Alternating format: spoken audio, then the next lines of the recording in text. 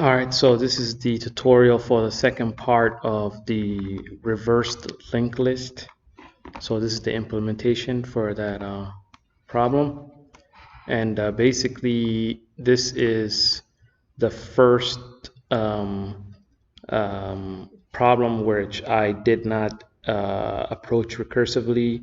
I approached it in an iterative fashion.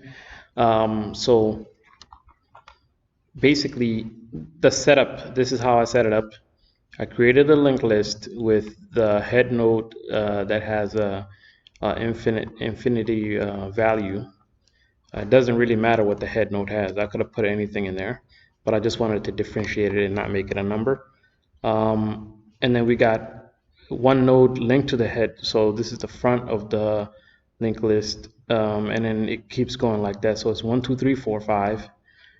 What I do here is I iterate and print it here to show that it's really is 1, 2, 3, 4, 5, and then I reverse it and then print it again to show that it's been turned around. Here is the class that does all the work. Here in line 31 to line 34 right here, we cover the base cases. So if we get an empty linked list, we're going to return it. We don't got nothing to do there. We don't have any thing to reverse. And if it has one element, we also return it because we don't have any work to do. And from 36 to line 50 is basically the code that will be run for all linked lists that have more than 2 nodes, 2 and above nodes. So here we are setting up the 3 pointers: left pointer, middle pointer, and right pointer. We're just making sure they're in the correct place here.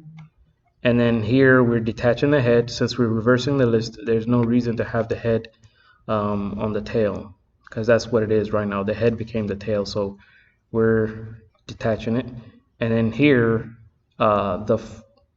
we flipped the pointer of the first the item that was the node that was right after the head. We just made it a point to nothing.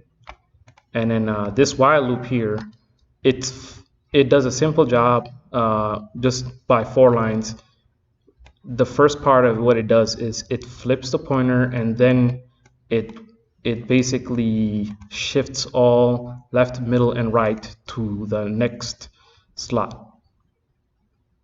So that's what it does. So it'll march these 3 down the whole linked list again and again and again, all the way until all nodes are reversed. And then here there's still going to be, at the end of this, there's still going to be 1 node that's not flipped, and here we do that.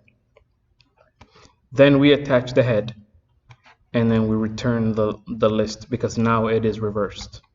And for the demo, I will run it right now. It should say 1, 2, 3, 4, 5, and then it should reverse it, because here we're printing it just as it is, and then here I'm reversing it, then I'm printing it again. So it should say 1, 2, 3, 4, 5 for the first one, and exactly 1, 2, 3, 4, 5, and then 5, 4, 3, 2, 1. I'm gonna delete the couple of the nodes here. I'll probably delete like 3 of them just to show that it works on 1 and 2. So this new linked list now is going to only have 1 and 2, and it should say 2, 1 then. There you go. And that's pretty much it for this one. It's pretty short and sweet. And here we had the node class, which I've carried over from the previous problems, and then I have a linked list class which has a head. So that's pretty much self-explanatory. And this is from this here, it's the old code, so I didn't really write this up now. It was written before. And that's pretty much about it. All right, thanks.